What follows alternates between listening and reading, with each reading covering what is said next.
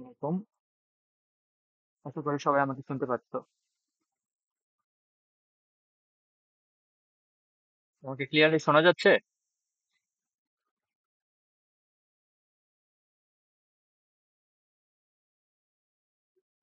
ওকে, so আজকে আমরা দুইটা কবিতা পড়বো এবং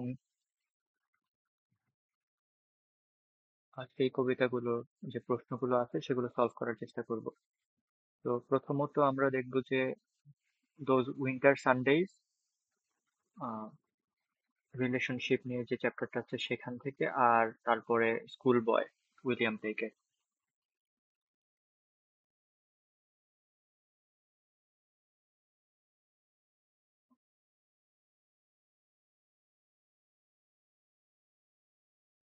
এবারে সবাই স্ক্রিনটা দেখতে পাচ্ছ?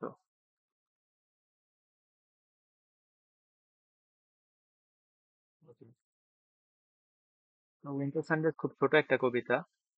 মূলত যেহেতু চ্যাপ্টারটার নাম হচ্ছে রিলেশনশিপস, সম্পর্ক, এই সম্পর্ক নিয়েই লেখা। মূলত এখানে যে স্পিকার সে তার চাইল্ডহুড মেমোরিজ রিকল করে, অ্যান্ড ছোটবেলায় সে যে বাবার ভালোবাসাটা বুঝতে পারে নাই সেটা বড় হয়ে যখন সে লুক ব্যাক করে তখন রিয়েলাইজ করে। তো সেই রিয়েলাইজেশনটাই এই কবিতায় ফুটে উঠেছে। তো আমরা যদি লাইন বাই লাইন পড়ি, those winter Sundays by Robert Hayden. আর রবার্ট হেডেন সম্পর্কে লাস্টে লেখা আছে, তো এটা আমাদের পড়ে নিলে সুবিধা হবে।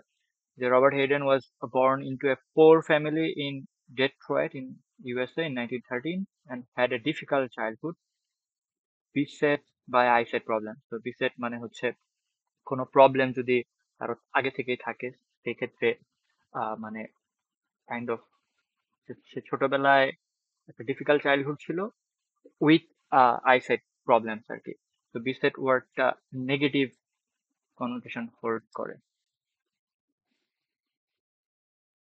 এখানে দেখতে পারবো যদি ডিফাইন লিখি, তো of a problem or difficulty, trouble, persistently. Uh, then মানে কোনো সমস্যা যেটা কনস্ট্যান্টলি ডিস্টার্ব করতে থাকে। Okay. He was raised in part by foster parents, মানে পালক বাবা মা তাকে বড় করেছিল, and missed a father's caring love. তো যেহেতু তার আসল বাবা মা তাকে বড় করেনি মোস্ট অফ দ্য টাইম, বা তার জীবনের অধিকাংশ সময়, যেহেতু সে বাবার কেয়ারিং লাভ মিস করেছে। But in the sonnet, which is about a childhood memory, he writes about a father.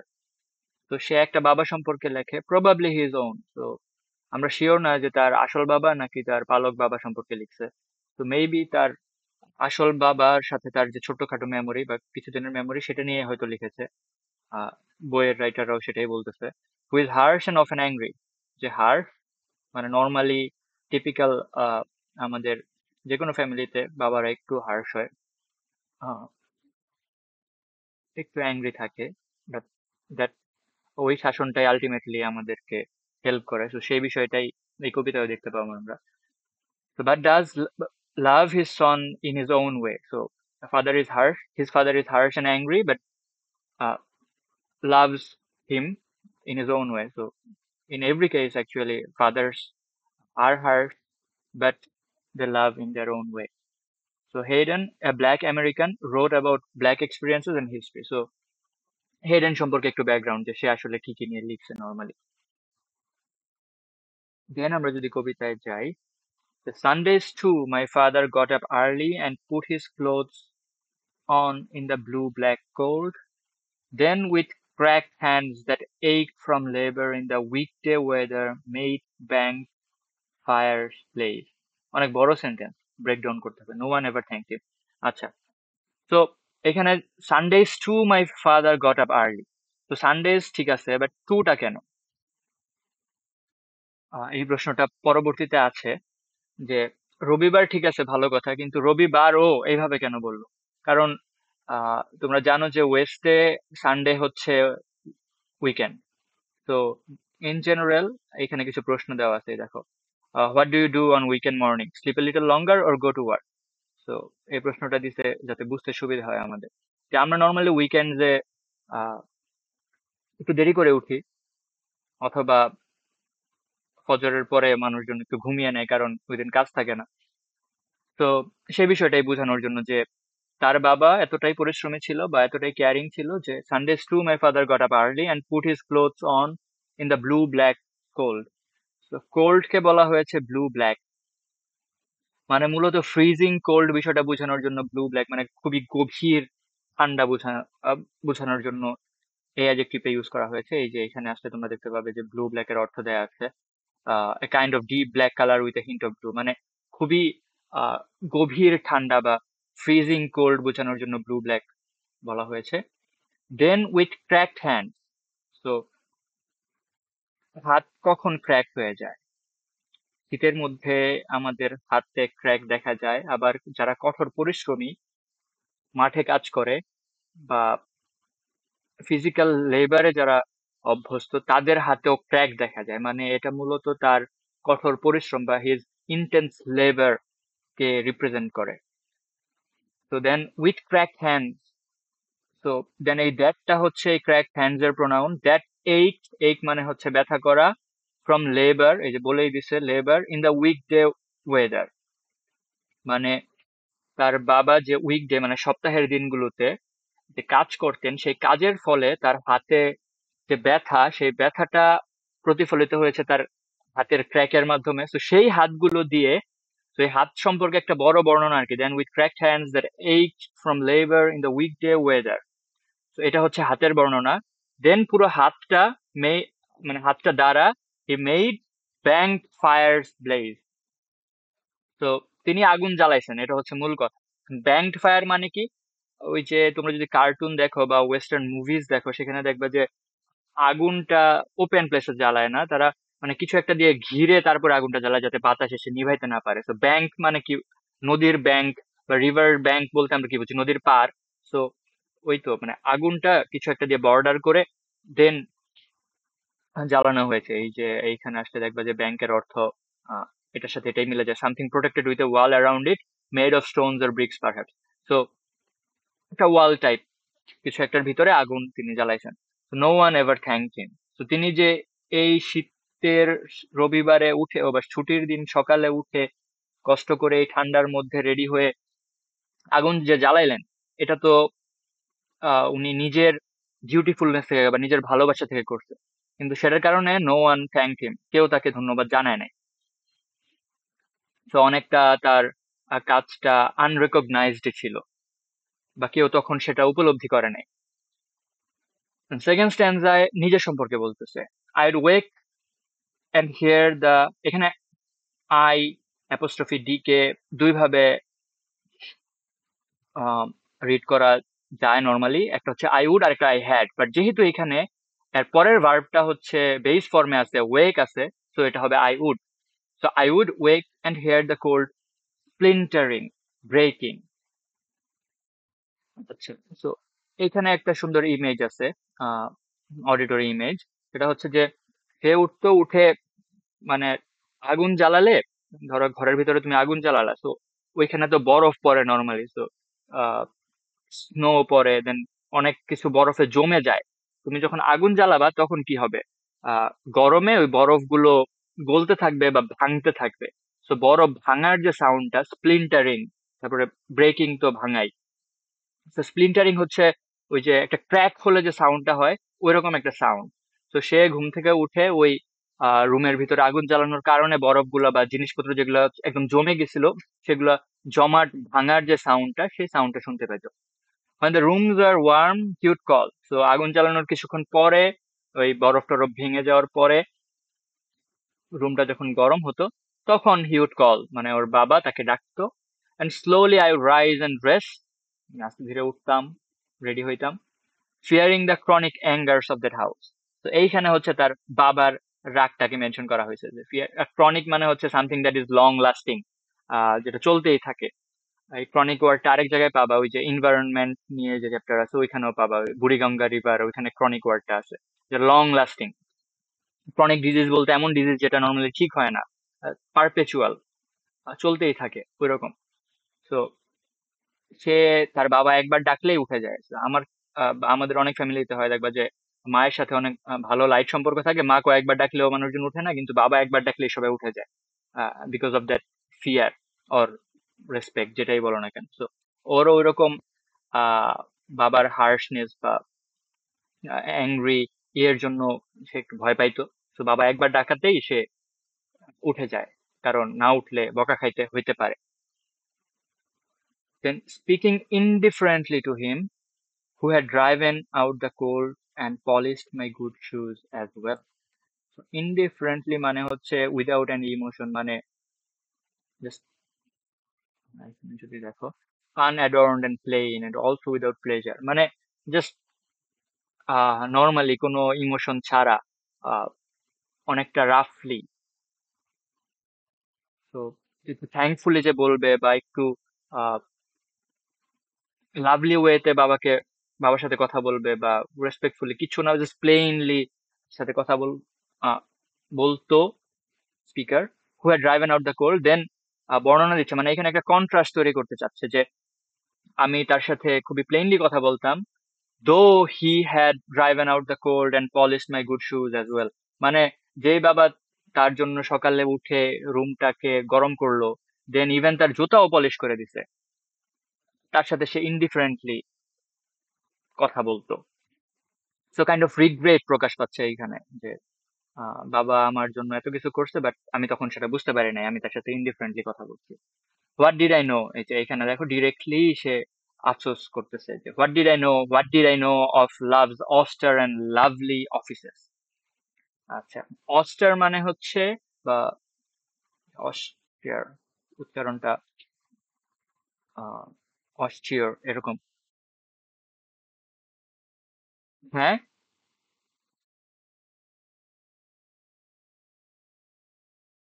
উগ্র লাভস, অনেকটা ওইরকম। এই যে এখানে দেখো উইদাউট ইমোশনাল এঙ্গেজমেন্ট, মানে আহ অস্টার বলতে ধরো একদম রাফ, ওই তো উগ্র টাইপই, মানে আহ অনেক কিছু আছে না একদম প্লেইনলি শো করা হয় উইদাউট এনি ইমোশনাল এক্সপ্রেশন। আমি দেখাই ডেফিনিশনটা। সেভিয়ার অর স্ট্রিক্ট, হ্যাঁ, তো বাংলা অর্থটা ঠিকই হবে, severe or strict in manner attitude, মানে একদম স্ট্রিক্ট, কোনো কামলি বা শান্তভাবে, কোমল ভাবে কিছু না, একদম স্ট্রেইট ফরওয়ার্ড। তো মানে বাবা নর্মালি কি করে, সে শাসন করে, বাট সে শাসনের মধ্যেই ভালোবাসা নিহিত থাকে। সো অস্টার বা emotionless, not so lovely, strict যে বিহেভিয়র বাবার, সেই বিহেভিয়রের মধ্যেও যে ভালোবাসা নিহিত আছে সেটা সে জানতো না, ওই বিষয়টা প্রকাশ পাইছে আর কি। অ্যান্ড লোনলি অফিসেস, এখানে অফিস মানে হচ্ছে কাজ। তো মানে দেখো, what did I know of loves austere and lonely offices, মানে ভালোবাসার এই উগ্র বা স্ট্রিক্ট এবং আহ, একাকী বা একা কার্যক্রম বা একা কাজগুলো, এটা সম্পর্কে সে জানতো না। অর্থাৎ ভালোবাসা যে এইভাবেও এক্সপ্রেস করা যায় সেটা সে জানতো না। অর্থাৎ নর্মালি কি হয়, মানুষজন ধরো মাথায় হাত বুলিয়ে দিলে ভাবে যে হ্যাঁ খুব আদর করে আমাকে, বাট যদি ঝাড়ি দেয় বা শাসন করে তখন তো ইনস্ট্যান্টলি বাচ্চারা বুঝতে পারে না যে ওইটাও এক ধরনের আহ, আ- মানে ভালোবাসার এক্সপ্রেশন। তো সেই জিনিসটাই বলতেছে যে তখন আমি এটা বুঝতে পারি নাই যে এইভাবেও লাভ এক্সপ্রেস করা যায়। অফিস মানে এই যে এখানে দেওয়াই আছে, ডিউটিজ এন্ড রেসপন্সিবিলিটিস। তো যদি আমরা সামারাইজ করি, তাহলে here the speaker recalls his childhood, recalls a childhood memory of his own, where uh, his father used to wake up even on uh, weekends, or even on Sunday mornings, and prepare the room by warming it and uh, also polishing the speaker's shoes. Uh, but the speaker did not understand this lovely expression at that time, which he is regretting now.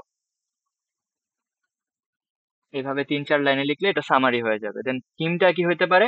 থিমটা হবে এরকম যে expression of love is not always should not always be very expressive or emotive.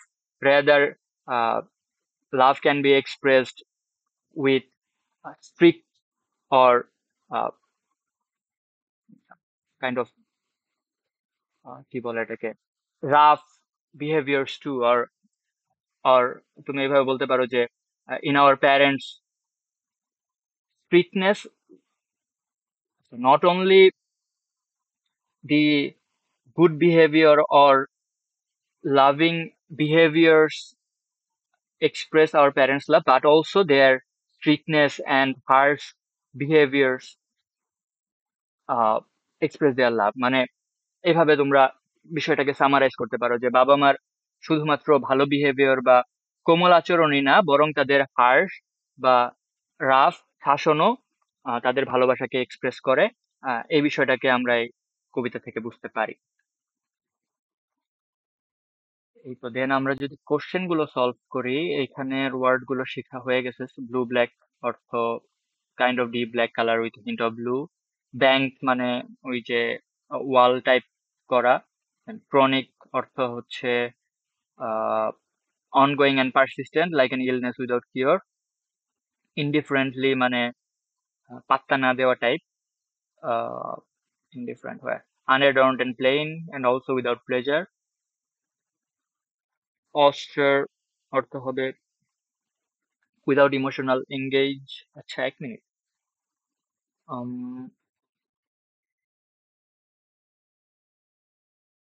austere অর্থ হবে unadorned and plain and also without pleasure, R indifferently হবে হচ্ছে without emotional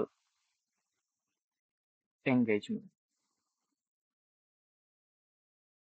Looking for it.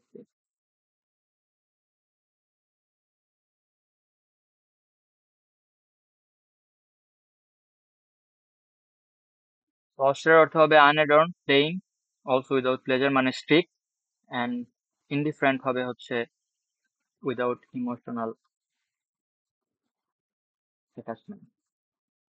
R offices অর্থ duties and responsibilities মানে অফিসে গিয়ে মানুষ তো নর্মালি ডিউটি আর রেসপন্সিবিলিটি পূরণ করে তাদের।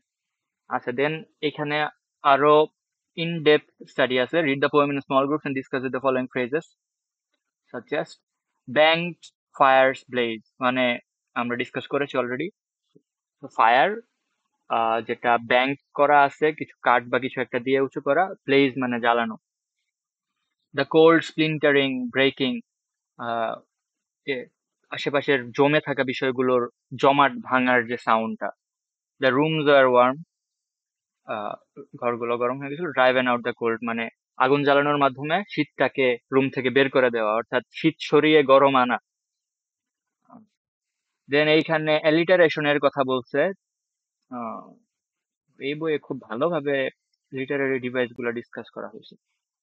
অ্যালিটারেশন যদি খুঁজতে যাও এখানে তাহলে পাবা কি Sundays too, my father got up early and put his clothes on, blue black cold, and crack hand ache from laboring with it. So weekday weather এইখানে আছে alliteration. কালার চেঞ্জ করি। হুম, হ্যাঁ বলো। হ্যাঁ,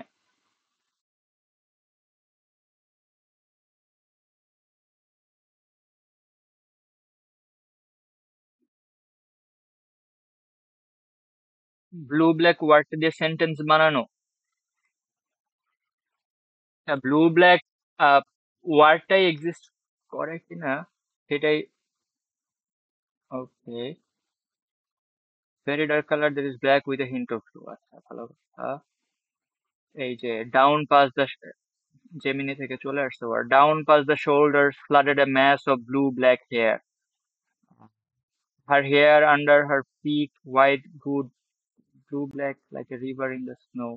The street had a blue black look of a New York street at night. মানে একটা গভীর কালো রং উইথ এ ব্লু শেড মানে একটা কালারকে রিপ্রেজেন্ট করতেছে, তো সো তুমি এই যে কালো চুলকেও এরকম ব্লু ব্ল্যাক বলতে পারো। দেন এখানে এই যে দেখো, রাতের অন্ধকারকে ব্লু ব্ল্যাক বলছে।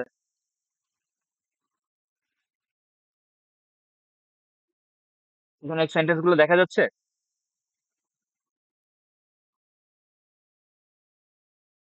এখান থেকে আইডিয়া নিয়ে তুমি বানাতে পারো যে I was amazed by seeing her blue black hair.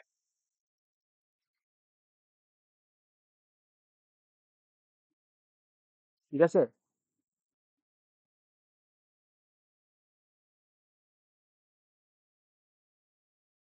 আচ্ছা, এখানে অ্যালিটারেশন। আচ্ছা, কে কোশ্চেনটা করছিলা?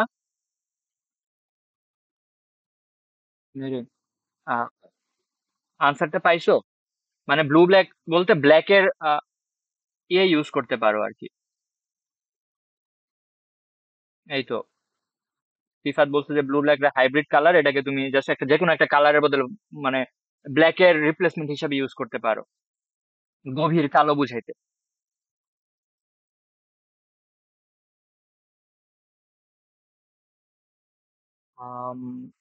দেন এখানে অ্যালিটারেশনের এক্সাম্পল আর কি কি আছে?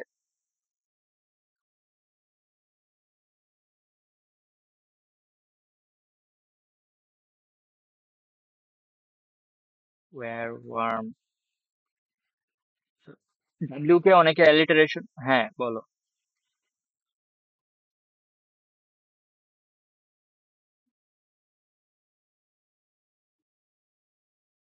আয়রনি বুঝাই দিলে ভালো হইতো।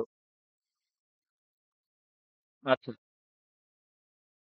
আচ্ছা দাঁড়াও, আমরা এইখান থেকে অ্যালিটারেশনের লিস্টটা শেষ করি। এই যে এই জায়গায় ডাব্লিউ ডাব্লিউ লাইন 4 আছে, বিবি আছে লাইন 5-এ। তারপরে আমি বুঝাচ্ছি 1 2 3 4 5।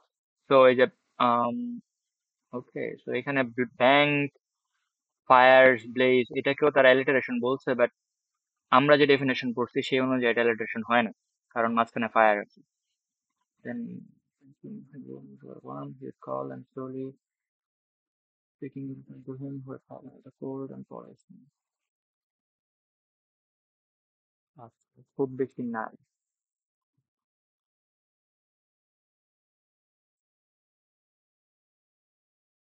লাভ, লোনলি, অফিসার্স, এগুলোকে তারা অ্যালিটারেশন বলছে, but এগুলা কনসোনেন্ট হওয়ার কথা।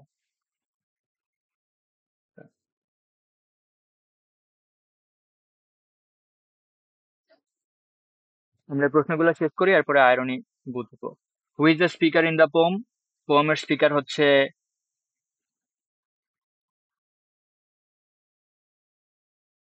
seemingly the poet himself is the speaker of the poem, because we know that he used to write about his childhood, and mostly he used to represent like a black experiences and black history. তো এখানকার কবি, কবিতার speaker, তার কোথাও তো স্পিকারের gender নেই, এগুলা কিছু মেনশন করা নাই, জাস্ট আই বলা হয়েছে, তাই না? তো আমরা বলতে পারি যে seemingly the poet himself is the speaker of the poem. And what is meant by the phrase Sunday too, এটা আমরা এক্সপ্লেন করছি যে রবিবারেও, কারণ ইন জেনারেল রবিবারে বা ছুটির দিনে সকালে ওঠা is not normal, so it's not usual to wake up early in weekends.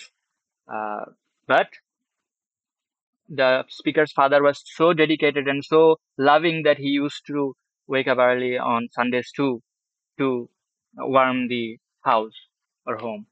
Do you think that the speaker's father lived a life of toil? Which lines in the poem help you to answer this question? আচ্ছা, এটা একটা critical question.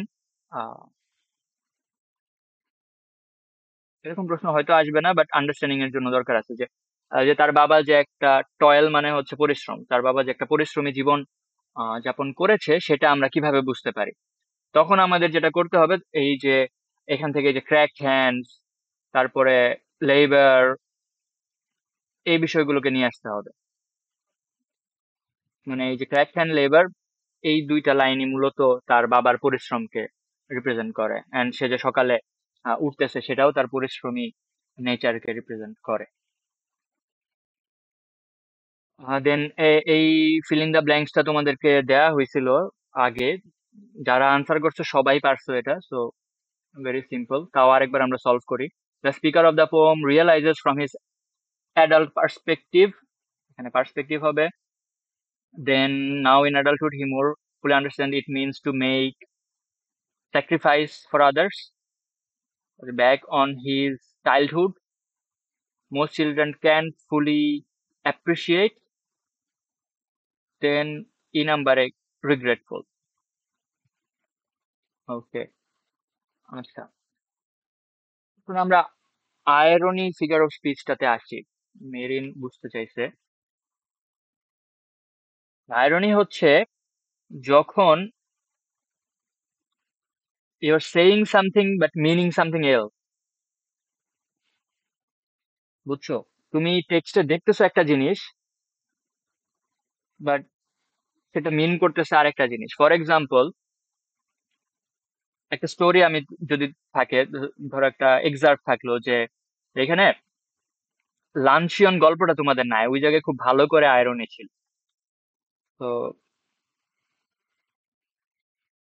আচ্ছা, খুবই simple একটা story বলি। ধরো একটা ছেলে, আহ আচ্ছা ওই যে ইয়ের অ্যাডটা আছে না, হ্যান্ড ওয়াশের একটা অ্যাড ছিল লাইফ বয়ের, যেখানে ওই যে মন্টিনা বান্টি, তো সে হাত ধুইতেই থাকে and সে 2-3 মিনিট ধরে ধুতে থাকে আর বাকি সবার হাত ধোয়া শেষ হয়ে যায়। তো ওইখানে গিয়ে তুমি যদি বলো, বা আরেকটা ক্যারেক্টার এসে যদি বান্টিকে বলতো যে বান্টি তোর সাবান তো অনেক ফাস্ট, মানে মিন করতেছে স্লো বাট বলতেছে ফাস্ট।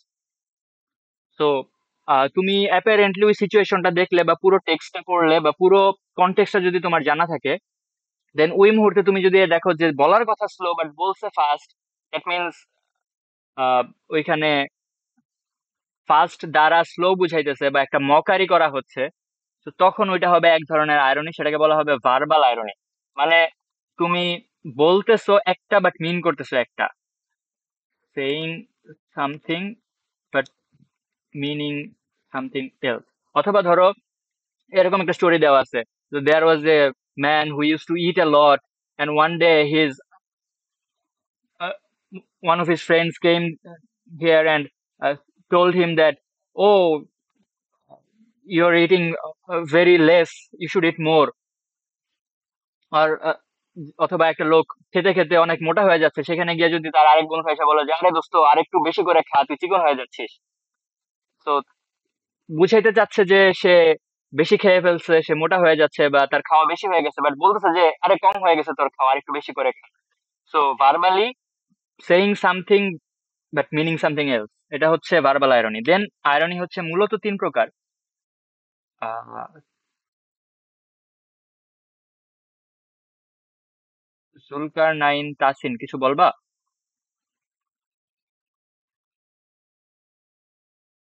আচ্ছা, দেন আরেকটা আয়রনি হচ্ছে ড্রামাটিক আয়রনি। ড্রামাটিক আয়রনিটা তখন হয় যখন একটা বিষয়, ধরো বিশেষ করে এগুলো ড্রামা বা সিনেমায় হয় নর্মালি, ইভেন কবিতায় হতে পারে কিছু কিছু ক্ষেত্রে। ধরো কবিতার ন্যারেটর বা স্পিকার আরেকজন সম্পর্কে বলতেছে, অথবা একটা গল্পে ন্যারেটর যে থাকে, ধরো বলতেছে যে আহ আমি ধরো ন্যারেটর একটা কবিতার বা একটা গল্পের, গল্পে লেখা থাকে না এরকম যে এক ছিল রাজা, সে এরকম করতো দেন রাজা বলল। সো ক্যারেক্টারের ডায়লগ থাকে একটা, আরেকটা থাকে ন্যারেটরের কথা। এই দুইটা জিনিস মিলেই নর্মালি গল্প বা নাটকগুলো মানে উপন্যাসগুলো হয়। তো এরকম একটা ক্ষেত্রে গল্পের ন্যারেটর তোমাকে একটা তথ্য দিয়ে দিছে, সেটা তুমি অ্যাজ এ রিডার জানো, কিন্তু ক্যারেক্টারটা এখনো জানে না। তো অনেক ক্ষেত্রে হয় না একটা নাটকে বা একটা সিনেমায় ভিউয়াররা জেনে গেছে যে হিরোর বাবা মারা গেছে, বাট হিরো এখনো জানে না। এরকম একটা সিচুয়েশনে যদি ওই ক্যারেক্টারটা এমন একটা কথা বলে যেটা পরবর্তীতে গিয়ে প্রমাণিত হবে যে সেটা আসলে ভুল, তখন সেটা হবে ড্রামাটিক আয়রনি। একটু কমপ্লেক্স হয়ে গেছে, আমি আর একটু সিম্পল করি। আহ, ধরো একটা ছেলে, সে পরীক্ষা দিল। এখন পরীক্ষার হল থেকে বের হয়ে এসে আহ বলতেছে যে আরে আমি অনেক ভালো পরীক্ষা দিছি, অথবা আহ আচ্ছা, এত কমপ্লেক্স না করি। ধরো একটা ছেলে, সে এক্সাম হলে গেল, গিয়ে খুব সুন্দর করে পরীক্ষা দিয়ে আসছে, আহ কিন্তু সে তার রোল নাম্বার ভুল লিখছে, ঠিক আছে? এখন পরীক্ষার হলেই স্যার সেটা জানতে পেরে, বা স্যার যখন খাতাটা চেক করতেছে, আহ, অথবা জমা নেওয়ার টাইমে স্যার নোটিস করছে যে সে আসলে এটা ভুল করছে, মানে রোল নাম্বারটা ভুল করছে। তো স্যার জানে যে তার পরীক্ষায় একটা মেজর মিস্টেক হয়ে গেছে। স্যার তাকে জিজ্ঞাসা করলো যে তোমার পরীক্ষা কেমন হয়েছে, সে বলছে স্যার অসাধারণ হয়েছে, 100-তে 100 পাবো। তো ইন দ্যাট মোমেন্ট ওইটা একটা আয়রনি হয়ে গেল না, যে স্যার জানে যে ছেলে 1 নাম্বারও পাবে না, কারণ তার একটা মেজর মিস্টেক হয়ে গেছে, তার রেজাল্টই আসবে না। বাট ওই ছেলে ভাবতেছে যে না, আমার পরীক্ষা অস্থির হয়েছে। সো একটা গ্যাপ, যেটা ঘটতেছে আর যেটা আসলে হয়েছে, বা যেটা ক্যারেক্টারটা ভাবতেছে এন্ড যেটা আসল সিচুয়েশন, এর মধ্যে যখন একটা গ্যাপ থাকবে, তখন সেটা হবে ড্রামাটিক আয়রনি।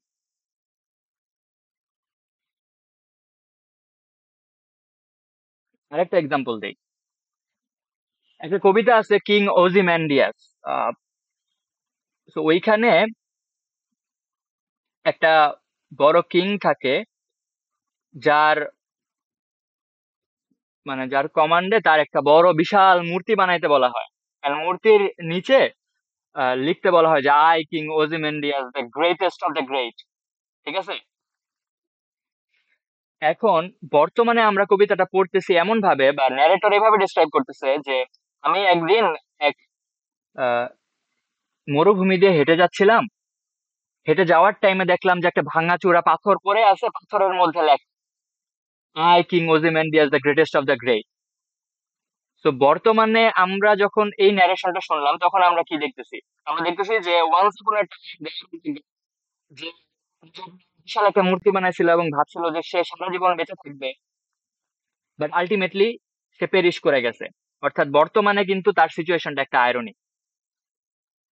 অর্থাৎ সে বলছিল একটা, but turned out to be something else. So there is a conflict between what the speaker is saying and what is actually happening. তো এই কনফ্লিক্টটা থাকলে তখন সেটা হবে আয়রনি।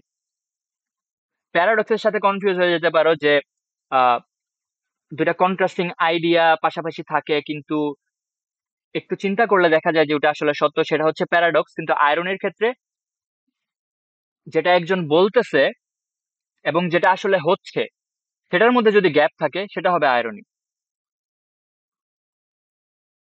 আরেকটা টাইপের আয়রনি আছে, সেটা বললে একদম ক্লিয়ার হয়ে যাবে আশা করি। সেটা হচ্ছে সিচুয়েশনাল আয়রনি। অর্থাৎ একটা সিচুয়েশনে যেটা এক্সপেক্টেড, যেটা হওয়ার কথা, সেটা না হয়ে যদি উল্টাটা হয়, তখন সেটা হবে সিচুয়েশনাল আয়রনি। যেমন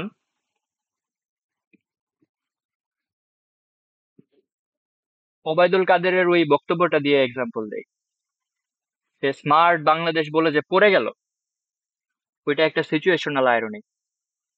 কারণ ওই মোমেন্টে সে বলতেছে স্মার্ট বাংলাদেশের কথা, বা ওই সিচুয়েশনে তো একটা বড় স্পিকারের, বড় নেতার পড়ে যাওয়ার কথা না, বাট ওই সিচুয়েশনে যেটা একদমই ঘটার কথা না, সেটা ঘটে গেল, সেটা হচ্ছে সিচুয়েশনাল আয়রনি।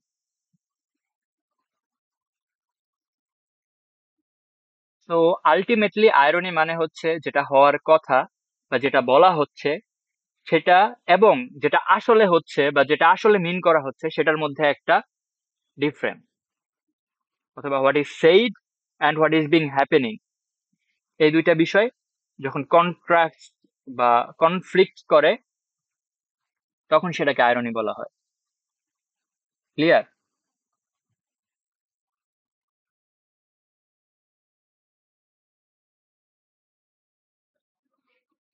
আচ্ছা, ভার্বাল আয়রনের আরেকটা ইজি এক্সাম্পল হতে পারে, ধরো একদিন ক্লাসে তোমরা কেউ লেট করছো, তো টিচার বললো যে আরে অনেক তাড়াতাড়ি চলে আসছো তো, মানে বুঝাইতেছো যে তুমি অনেক লেট, বাট বলছো অনেক তাড়াতাড়ি চলে আসছো। তো এগুলো হচ্ছে ভার্বাল আয়রনি, আমরা প্রায় ইউজ করি নিজেদের কনভারসেশনে।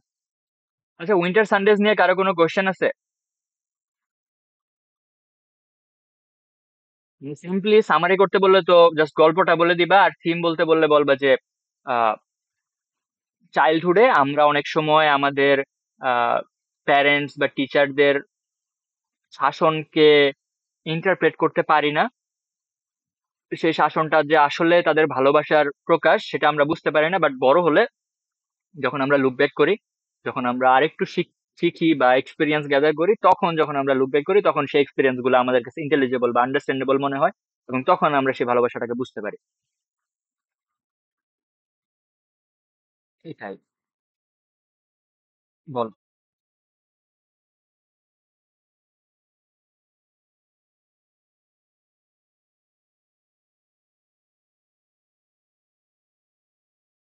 হ্যাঁ, হ্যাঁ।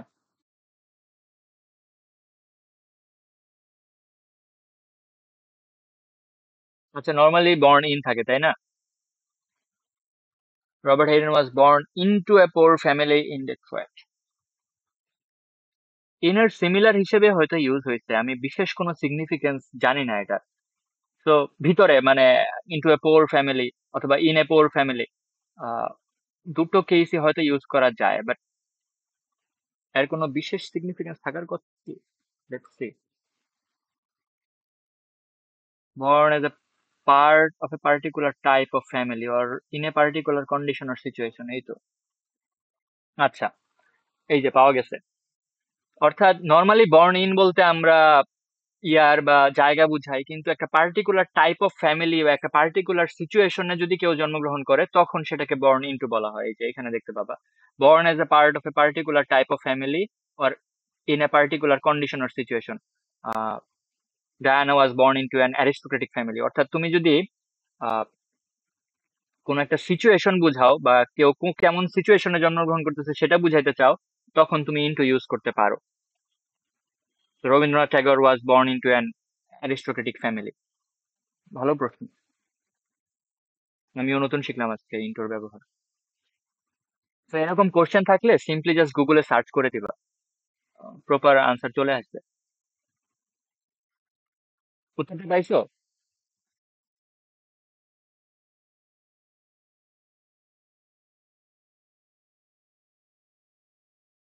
ওকে, কবিতায় চলে যাচ্ছি।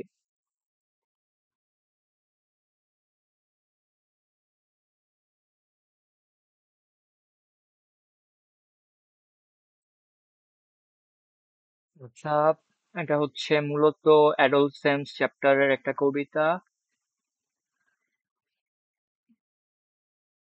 রবীন্দ্রনাথ ঠাকুরের ওই যে প্যারটকে গিলানোর যে গল্পটা আছে, ওই গল্পটার সাথে অনেকটা সিমিলার। মানে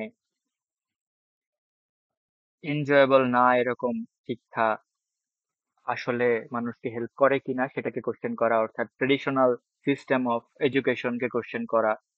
দেন আসলে বাচ্চাদের স্কুলিং কেমন হওয়া উচিত, আহ, সেই বিষয়টাকে নিয়ে আসা।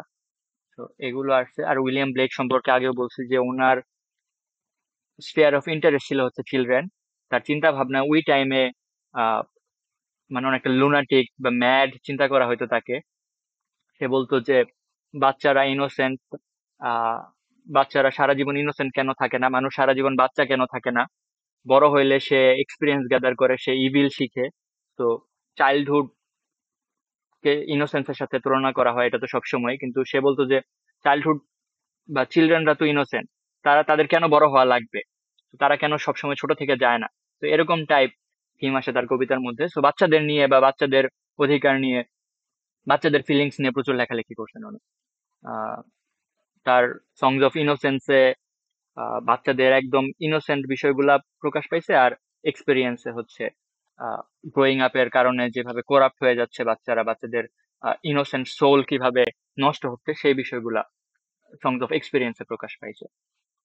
আচ্ছা, আর এই জায়গায় খুব সুন্দর করে সামারি দেয়াই আছে। আহ,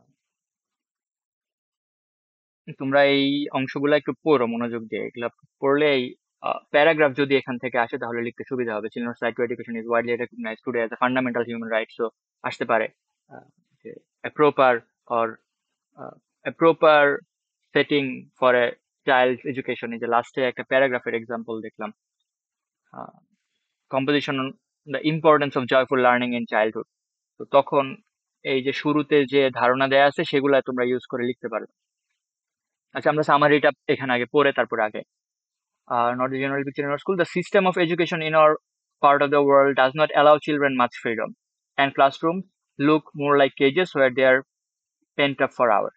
আচ্ছা, তো আমাদের পার্ট অফ দ্য ওয়ার্ল্ড অর্থাৎ এই রিজিয়নে শিক্ষা ব্যবস্থা পার্টিসিপেটরি না, যেটা করার চেষ্টা করেছিল আগের যে মাঝখানে যে রিসেন্ট একটা চেঞ্জ আনছিল শিক্ষা ব্যবস্থায় সেটাতে, বাট টিচারদের ইনএফিসিয়েন্সি বা ট্রেনিং এর অভাবে সেটা আসলে অ্যাপ্লাই করা প্র্যাকটিক্যাল নাই দেশে। অর্থাৎ আমাদের নর্মাল সেটিং কি বা আমরা যে কিভাবে শিখে আসছি যে ক্লাসে টিচার আসবে, লেকচার দিবে, আর স্টুডেন্টরা সব চুপচাপ বসে থাকবে। তো এই বিষয়টাকেই উইলিয়াম ব্লেক প্রশ্ন করছেন তার কবিতায়। ক্লাসরুম মানে অনেকটা খাঁচার মধ্যে বন্দি পাখির মতো বসে থাকবে আর তাদেরকে শেখাবে। যে Rabindranath Tagore found it unacceptable, so did William Blake, an English poet and painter whose favorite subjects included children. In his poem The Schoolboy, Blake writes about a young boy who is unhappy. এটা হচ্ছে summary. Writes about a young boy who is unhappy with his school, where dour-faced teachers give joyless lessons. Lesson বানানটা ভুল হয়েছে এখানে, typing mistake. He would rather like to be outdoors and enjoy the summer day. He pleads, মানে request করে his parents to rescue him from the drudgery of school. drudgery বলতে স্কুলের যে type অবস্থা, হার্ড, ম্যানুয়াল ও ডাল work, মানে boring condition থেকে মুক্তি চায়। দেন এখানে ওয়ার্ম অ্যাক্টিভিটি আছে, ওয়ার্ম আপ, এগুলো স্কিপ করলেও হবে। আমরা স্ট্যানজা বাই স্ট্যানজা কবিতায় চলে যাই। The school boy by William Blake. শুরুটা খুবই simple. I love to rise in a summer morn. Morn মানে মর্নিং, তো আমি সামার মর্নিং এ উঠতে ভালোবাসি। আচ্ছা, এখানে আমাদের সামারের কনটেক্সট একটু জানতে হবে। যাতে কবিরা কিন্তু সব ওয়েস্টার্ন পোয়েটস। উইলিয়াম ব্লেক একটা আমেরিকান কবি কি ইংলিশ পোয়েট? আচ্ছা, ইংল্যান্ডের কবি। তো ওই দেশে সামার মানে হচ্ছে আমাদের দেশের বসন্তের মতো, অর্থাৎ একটু কমফোর্টেবল নাতিশীতোষ্ণ ওয়েদার। আমাদের দেশে সামার তো স্কর্চিং সানলাইট, এই সামার না। ওদের দেশে উইন্টার হচ্ছে খারাপ, নেগেটিভ, একদম জমে থাকে অন্ধকার। বাট সামারটা হচ্ছে লাইট, যৌবন, তারপরে হচ্ছে লাইফের সাথে কম্পেয়ারেবল। তো সামার একটা পজিটিভ ভাইব ধারণ করে, আর উইন্টার একটা নেগেটিভ, ডেথের সাথে কম্পেয়ার করা হয় উইন্টারকে, লাইফের সাথে কম্পেয়ার করা হচ্ছে সামারকে। তো সামার খুব একটা পজিটিভ এনার্জেটিক ভাইব দেয়। আর মোস্টলি ওইসব দেশে সামার টাইমে 2-3 মাস ছুটি থাকে আহ, বাচ্চাদের ঘুরে বেড়ানোর জন্য। আচ্ছা, সো কবিতার স্পিকারটা কিন্তু একটা স্কুল বয়, মানে একটা ছোট বাচ্চা, কবি কিন্তু না। তো পোয়েট অ্যান্ড স্পিকারের মধ্যে পার্থক্য নিয়ে আগেও বলছি, আবারও বলতেছি যে একটা কবিতায় আহ, মানে স্পিকারটা যে কবি হইতে হবে এমন কোনো কথা নাই। মোস্ট কেসেস, মানে ইন মোস্ট কেসেস কবিতার স্পিকারটা কবি হয় না, অন্য কেউ একজন হয়। যেমন এই কবিতার স্পিকারটা একটা ছোট বাচ্চা, কবি নিজে না। So I love to rise in a summer morn when the birds sing on every tree. তো এটা একটা পুরো সেন্টেন্স এখানে অর্থ করা যেতে পারে যে আমি আহ, গ্রীষ্মের সকালে উঠতে ভালোবাসি যখন প্রত্যেকটা গাছে পাখি গান গায়। অর্থাৎ একটা সুন্দর স্মুথ সুদিং গ্রীষ্মের সকালে, বা আমাদের দেশের হিসেবে বললে বসন্তের সকালে আমি উঠতে ভালোবাসি। The distant হান্টসম্যান wind his horn. তো হান্টসম্যান মানে শিকারী, আর হর্ন মানে হচ্ছে ওই যে বাজায়, যেটাকে সিঙ্গা বলা হয় অনেকে, তো শিং দিয়ে তৈরি ট্রাম্পেট। তো ওই সকালে ডিস্ট্যান্ট দূর থেকে একটা শিকারী তার হর্ন বাজায়। এন্ড দ্য স্কাইলার্ক, স্কাইলার্ক একটা পাখি, বাংলায় হয়তো ভারত পাখি, অর্থ করা না করা ডাজেন্ট ম্যাটার, পাখি এটা বুঝলেই হবে। Skylark sings with me, o with, o what sweet company. So খুবই সুন্দর এবং এনজয়েবল একটা সিচুয়েশন বা ইনোসেন্ট একটা ভাইব আসতেছে ফার্স্ট স্ট্যান্জায়, যে কবির স্পিকার বাচ্চাটা গ্রীষ্মের সকালে বা বসন্তের সকালে উঠতে পছন্দ করে, এবং সেই সকালের এনভায়রনমেন্টটা খুবই সুদিং, খুবই এনজয়েবল, এবং সে সেটা এনজয় করে। দেন সেকেন্ড স্ট্যান্ডায় এসে দেখো বাট। তো বাটটা মূলত কন্ট্রাস্ট তৈরি করে, যে আগে যেটা ছিল এখন সেটা না, অর্থাৎ there is something problematic or something different here. তো এই সুন্দর সকালটা ঠিক আছে, ভালো কথা, আমি এনজয় করি, কিন্তু এই এনজয়মেন্টটা নষ্ট হয়ে যায় যখন আমাকে স্কুলে যেতে বলা হয়। But to go to school in a summer morn, o it drives all joy away. So এত কিছুর বা এই সামার মর্নিং এ গাছ, পাখি, হান্টসম্যানের সাউন্ড, এগুলোর কারণে যে আমি আনন্দটা পাচ্ছিলাম, সেটা স্কুলে যাওয়ার কথা উঠলেই চলে যায়। কারণ স্কুলে, under a cruel eye outworn, the little ones spend the day in sighing and dismay. Outworn ওয়ার্ডটা past participle outwear এর। So outwear, outwear এর দুইটা মিনিং আছে, তার মধ্যে একটার অর্থ হচ্ছে লাস্ট করা, লং লাস্ট করা, মানে অনেকক্ষণ থাকে যেটা। তো মানে একটা পারপেচুয়াল ক্রুয়েল আয়ের আন্ডারে থাকা ইজ নট এনজয়েবল, মানে একটা ক্রুয়েল আই সবসময় তাকায় আছে, তটস্থ করে রাখতেছে।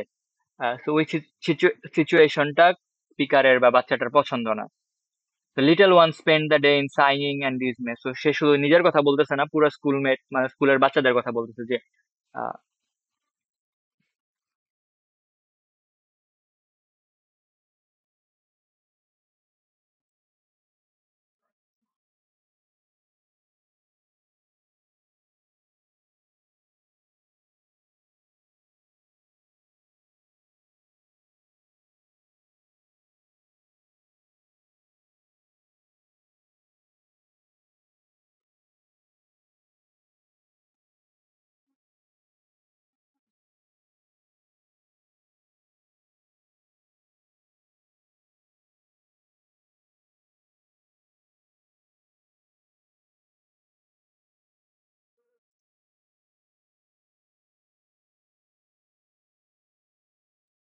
আহ, হ্যালো, আমাকে শুনতে পাওয়া যাচ্ছে?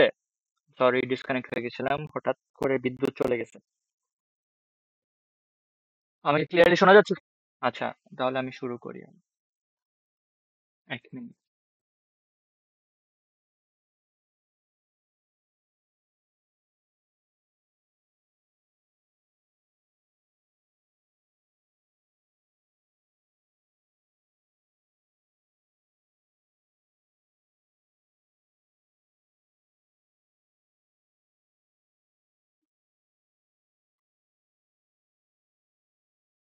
ওকে, সো আমি ছিলাম এখানে যে প্রথম স্ট্যান্জাতে একটা খুবই সুন্দর সুদিং এনভায়রনমেন্ট ডেসক্রাইব করা হয়েছে। সেকেন্ড স্ট্যান্জায় এসে সেই এনভায়রনমেন্টটা যে তাকে আর জয় দেয় না, কোন সিচুয়েশনে জয় দেয় না, যখন সে স্কুলে যাওয়ার কথা চিন্তা করে, অর্থাৎ স্কুলটাকে খুবই নেগেটিভ একটা ভাবে দেখানো হচ্ছে। অর্থাৎ দ্য সিচুয়েশন অফ, অথবা তুমি এভাবে বলতে পারো যে the sole thing of going to school, অথবা when the speaker remembers that he has to go to school in a summer morn, all of his joys are driven away, because to him, uh, the experience of school is not enjoyable at all. দেন কেন enjoyable না? কারণ সেইখানে টিচারদের চোখটা তার কাছে cruel মনে হয়, অর্থাৎ টিচাররা নট ভেরি ফ্রেন্ডলি। অ্যান্ড যেহেতু এরকম ক্রুয়েল একটা সিচুয়েশনে থাকা লাগে, সেহেতু আহ, সেখানকার বাচ্চারা বা পিচ্চি পোলাপান স্কুলের, তারা সাই মানে হচ্ছে দীর্ঘশ্বাস। So এই সাই মানে দীর্ঘশ্বাস, আর ডিজমে মানেও বেদনা বা কষ্ট, এরকমই একটা meaning. Concern and distress caused by something unexpected. Cause someone to feel concern or distress. Distress মানে হচ্ছে বেদনা, শক, সারপ্রাইজ, কনসার্ন। সো ডিজমে মানে কষ্ট আর কি। তো সাইং হচ্ছে দীর্ঘশ্বাস, কি চলতেছে, এটা বোরিং, বোর্ডম প্রকাশ পায়। আর ডিজমে হচ্ছে তাদের যে ভাল লাগে না, সেই বিষয়টা প্রকাশ পায়।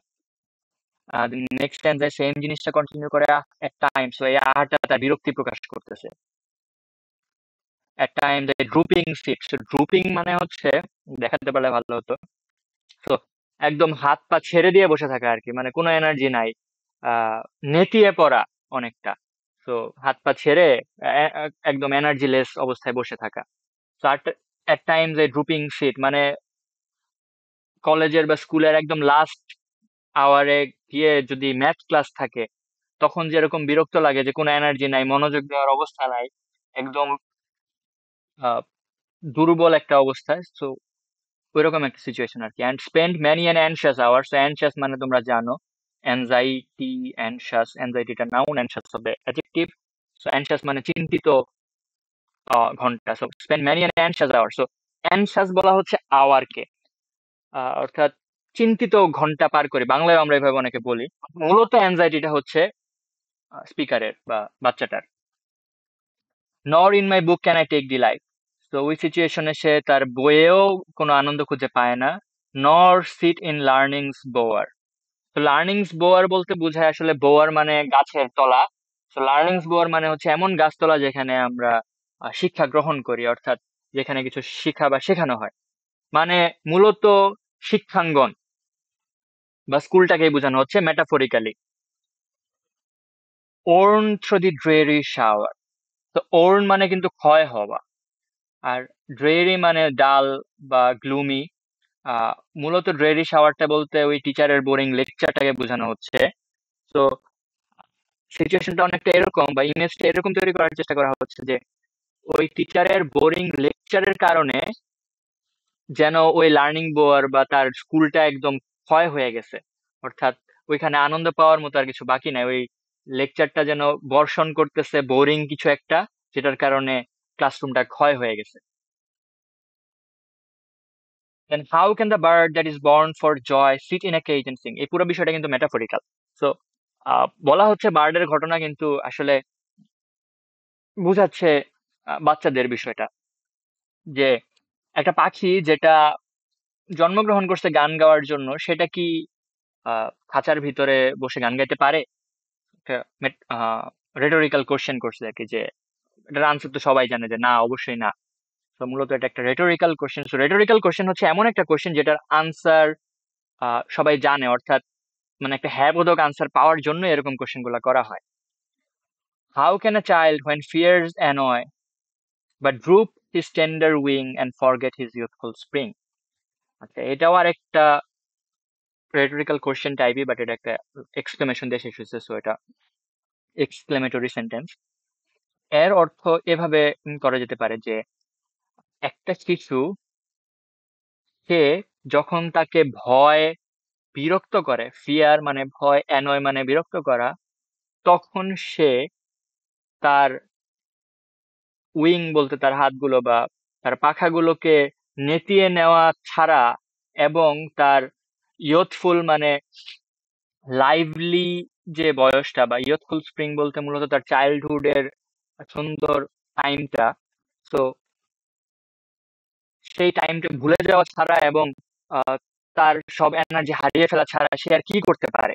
So how can a child when fears annoy do anything but droop his tender wing and forget his youthful spring? অর্থাৎ সে ওই টাইমে এনার্জি লেস হয়ে যাওয়া ছাড়া আর কি করতে পারে? তো এটা মানে মূলত বোঝাচ্ছে যে এরকম একটা সিচুয়েশনে একটা বাচ্চার মোটিভেশন লেস বা এনার্জি লেস হয়ে যাওয়া ছাড়া কোনো ওয়ে থাকে না। ও ফাদার অ্যান্ড মাদার, এখন সে এতক্ষণ কিন্তু নিজের এক্সপিরিয়েন্স বর্ণনা করলো, জাস্ট একটা ড্রামাটিক মনোলগের মাধ্যমে, মানে একা একা কথা বলতেছিল, আহ কাউকে অ্যাড্রেস না করে। এইখানে এসে সে তার বাবা মাকে অ্যাড্রেস করতেছে। O father and mother, birds are nip. তো বার্ড মানে মূলত কলি বুঝায় বা initial stage of a flower, আর নিপ মানে হচ্ছে চিমটি দিয়ে তুলে ফেল। অর্থাৎ যদি ফুলের কলি আগেই উঠিয়ে ফেলা হয়, অ্যান্ড ব্লসমস ব্লোন অ্যাওয়ে, এবং আহ, ফুলগুলোকে উড়িয়ে দেওয়া হয়, and if the tender plants are stripped, এবং কচি গাছগুলো যদি ছেঁটে ফেলা হয়, of their joy in the springing day, তাদের আনন্দ থেকে, অর্থাৎ কচি গাছ বলতে মূলত বাচ্চাদের বোঝাচ্ছে। তো বাচ্চাদেরকে যদি কম বয়সেই আহ এরকম কঠিন সিচুয়েশনে রেখে তাদের যে টেন্ডারনেস আছে, তাদের যে চাইল্ডহুডের সুন্দর মেমোরি আছে, সেগুলো থেকে যদি তাদেরকে বঞ্চিত করা হয়, তাহলে দেন নেক্সট লাইনে এটার কনসিকুয়েন্স নিয়ে কোশ্চেন করা হচ্ছে। বাই সরো অ্যান্ড কেয়ারস ডিসমে। আচ্ছা, এই পুরো সেন্টেন্সে হচ্ছে জাস্ট কি কি থেকে তাদেরকে বাদ দেওয়া হবে সেটা প্রকাশ করা হয়েছে, দেন পরের স্ট্যান্ডাতে এসে যে এর ফলে কি ঘটতে পারে সেটা প্রশ্ন করা হয়েছে। তো এই স্ট্যান্ডা যদি আমরা আরেকটু রিপিট করি, বাবা মাকে অ্যাড্রেস করতেছে। So the child is pleading its parents and asking that if children are kept away from their childly activities and their good memories of childhood, then what will happen? We can see in the next stanza. So, how shall the summer arise in joy, or the summer fruit appear, or how shall we gather what griefs destroy, or bless the mellowing year when the blast of winter appear? আচ্ছা, আমরা এই দুই স্ট্যান্জা একসাথে অর্থ করবো, তাহলে সুবিধা হবে। অর্থাৎ, যদি বাচ্চাদেরকে তাদের চাইল্ডহুডের সুন্দর মেমোরি গুলো এনজয় করতে দেয়া না হয়, তাদের চাইল্ডহুডকে যদি ছোটবেলাতেই মেরে ফেলা হয় অনেকটা, মানে সেটাকে কম্পেয়ার করা হয়েছে একটা ফুলের কলিকে যদি কলি অবস্থাতেই তুলে ফেলা হয়, একটা ছোট গাছকে যদি ছোট থাকতেই কেটে ফেলা হয় এবং গাছের ফুলগুলো যদি উড়িয়ে দেওয়া হয়, তাহলে যেমন সেই গাছটা বড় হয়ে ফল দিতে পারবে না, আহ বা বড় হয়ে ছায়া দিতে পারবে না, বড় হয়ে কোনো আউটকাম আনতে পারবে না, সিমিলারলি যদি একটা বাচ্চাকে ছোটবেলাতেই কঠোর শাসনে রাখা হয়, তাহলে সে বড় হয়ে কোনো আউটকাম আনতে পারবে না, মানে সে প্রোডাক্টিভ কিছু করতে পারবে না। তো সেই কোশ্চেনটাই করা হচ্ছে, how shall the summer arise in joy. অর্থাৎ, যদি তুমি বসন্তকালেই যে টাইমে গাছ গ্রো করে সেই টাইমে যদি গাছ কেটে ফেলো, তাহলে সামারে যেই টাইমে সেই গাছের ফল আসার কথা, অর্থাৎ অ্যাডাল্টহুডে সেই বাচ্চাটার যখন কিছু কন্ট্রিবিউট করার কথা ওয়ার্ল্ডে, তখন কি সে সেটা করতে পারবে? সেই কোশ্চেনটা করা হয়েছে। সো বাচ্চাদেরকে মূলত ছোট গাছ বা প্ল্যান্টের সাথে তুলনা করে আহ এই জায়গায় আহ তাদেরকে ছোটবেলায় ছোটবেলায় গাছগুলোকে যেভাবে নার্চার করতে হয়, সেই বাচ্চাদেরও যে ছোটবেলায় নার্চার করতে হবে অ্যান্ড কেয়ারফুলি ডিল করতে হবে, তাহলেই যে তারা বড় হয়ে কোনো ভালো আউটকাম আনতে পারবে, সেই বিষয়টা বলা হয়েছে আর কি। For the summer fruits appear. So ওই যে গাছগুলোকে যদি ছোটবেলায় কেটে ফেলা হয়, তাহলে যেমন তারা সামারে বা যখন রাইট টাইম বা অ্যাডাল্টহুডে গ্রো করতে পারবে না, ফল দিতে পারবে না। তারপরে or how shall we gather what grieves destroy or bless the mellowing year. অর্থাৎ আহ এখানে মূলত how shall we gather what grieves destroy or bless the mellowing year. So mellowing মানে হচ্ছে ageing, and when the blast of winter appear, এটা আরেকটা metaphor. So যদি ছোটবেলাতেই তাদেরকে তাদের আনন্দ থেকে দূরে রাখা হয়, তাহলে তারা বড় হয়ে বা ওল্ড এইজে, মেলোয়িং অর্থাৎ এইজিং, সো এইজিং ইয়ার্স গুলোতে বা ওল্ড এইজে গিয়ে তারা কিভাবে সার্ভাইভ করবে, বা এই ছোটবেলায় যেই মেমোরি গুলো তারা বড় হয়ে চেরিশ করার কথা, সেই মেমোরি যদি আমরা ক্রিয়েট করতে না দেই, তাহলে ওল্ড এজে গিয়ে তো তাদের মধ্যে আর কিছু থাকবে না, অর্থাৎ তারা বিকশিত মানুষই হইতে পারবে না। Year when the blast of winter appear. আচ্ছা, সো এটা উইন্টার সম্পর্কে আগেই বললাম যে সামার হচ্ছে লাইফের সাথে কম্পেয়ারেবল, আর উইন্টার হচ্ছে ডেথ। সামার হচ্ছে লাইভলিনেস ইয়তের সাথে কম্পেয়ারেবল, উইন্টার হচ্ছে ওল্ড এজের সাথে কম্পেয়ারেবল।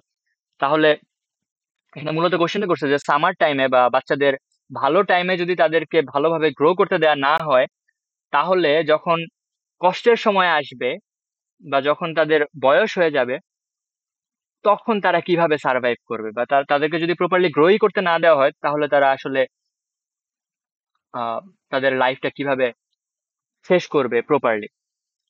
তো মূলত আহ পুরো কবিতার মেইন থিম যদি বলতে চাই, সেটা হবে যে চিলড্রেনদের বা বাচ্চাদেরকে রাফ এন্ড টাফ সিচুয়েশনে রাখলে সেটা আসলে কতটা আউটকাম আনতে পারে, সেই বিষয়টাকে কোশ্চেন করা হয়েছে। ট্রেডিশনাল মেথড অফ এডুকেশনকে কোশ্চেন করা হয়েছে, এবং এই রাফ এন্ড টাফ বিহেভিয়র বা এই কঠিন শাসন যে সবসময় বা আহ একটা ভালো আউটকাম নিয়ে আসে না, সেই বিষয়টাকে আঙুল দিয়ে দেখিয়ে দেওয়া হয়েছে।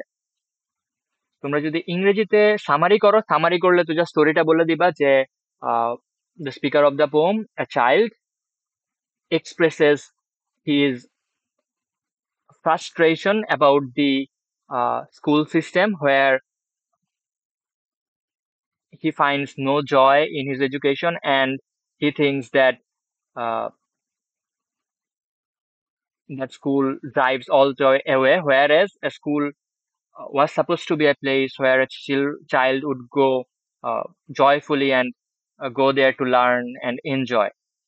অর্থাৎ একটা স্কুল যেখানে বাচ্চাদের জন্য আনন্দদায়ক একটা জায়গা হওয়ার কথা, যেখানে তারা নিজের ইচ্ছায় স্বেচ্ছায় যাবে কিছু শিখতে, সেটা না হয়ে বরং স্কুল যে তার জন্য তার আনন্দ ড্রাইভ অ্যাওয়ে করে নিয়ে যায়, অর্থাৎ তার আনন্দ চলে যাওয়ার একটা মাধ্যম হয়ে যায়, সেই বিষয়টাকে এখানে ফুটে তোলা হয়েছে। এটা হচ্ছে summary.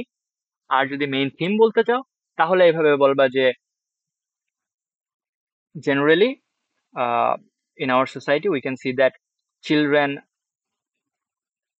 do not get the opportunity uh, to a loving or caring environment in their childhood, and that lack of care or love during their childhood results in a disturbing adulthood.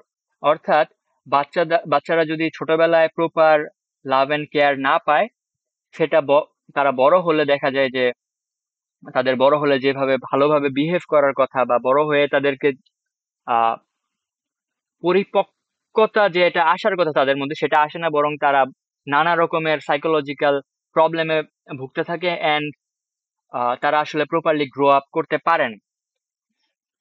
অর্থাৎ ছোটবেলার নার্চারিংটা যদি proper না হয়, caring না হয়, তাহলে বড় হয়ে একটা মানুষের যেভাবে প্রপারলি ডিল করার কথা বা প্রপারলি বিহেভ করার কথা, তাদের সেই প্রপার বিহেভিয়ারটা আসে না। তাই ছোটবেলায় একটা বাচ্চাকে খুব সুন্দরভাবে নার্চার করা উচিত। এটা হচ্ছে এই কবিতার মূল মেসেজ।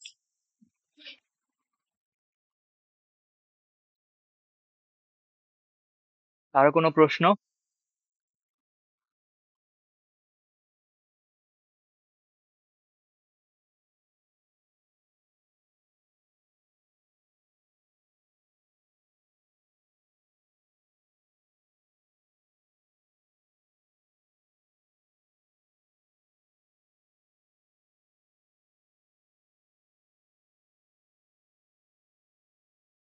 মূল কবিতাটা সবাই বুঝতে পারছো?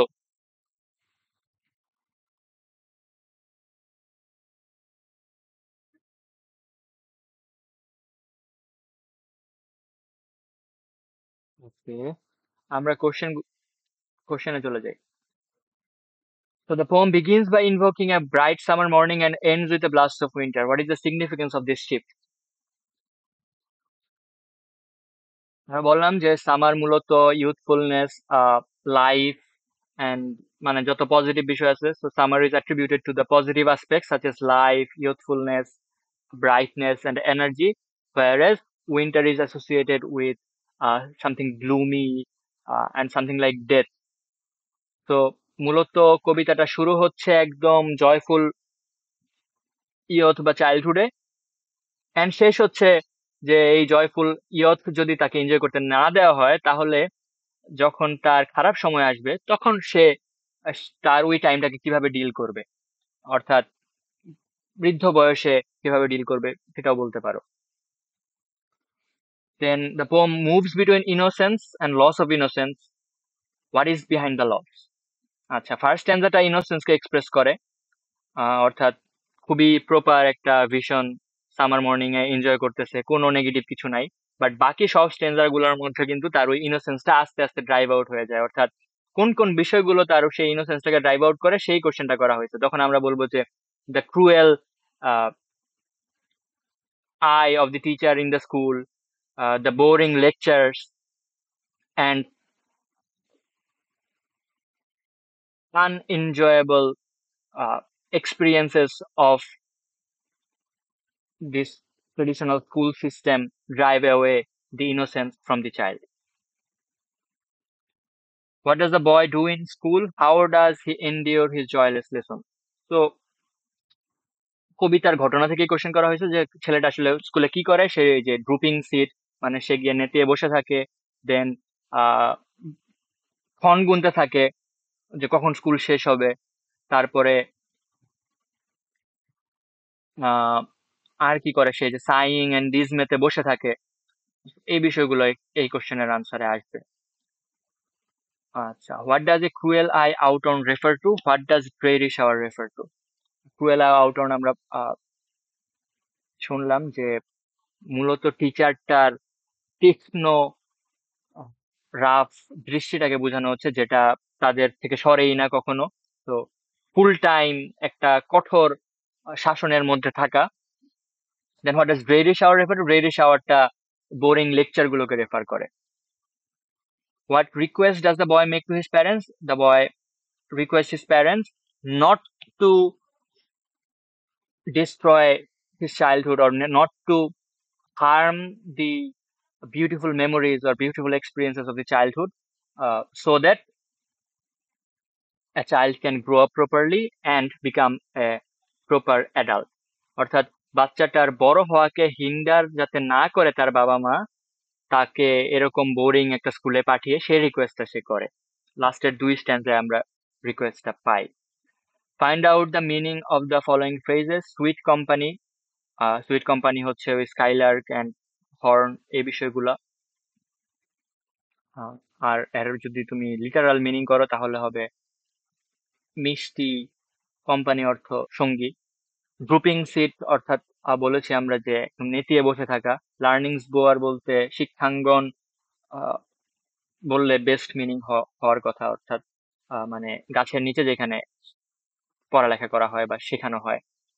ফিয়ার্স অ্যানয় অর্থাৎ ভয়গুলো ডিস্টার্ব করে। বার্ডস আর নিপ, ফুলের কলিগুলোকে চিমটি দিয়ে উঠিয়ে ফেলা হচ্ছে, এরকম একটা ইমেজ। অ্যান্ড মেলোয়িং ইয়ার অর্থাৎ এজিং ইয়ার, মানে আহ, বয়স বাড়ছে এরকম একটা সিচুয়েশন।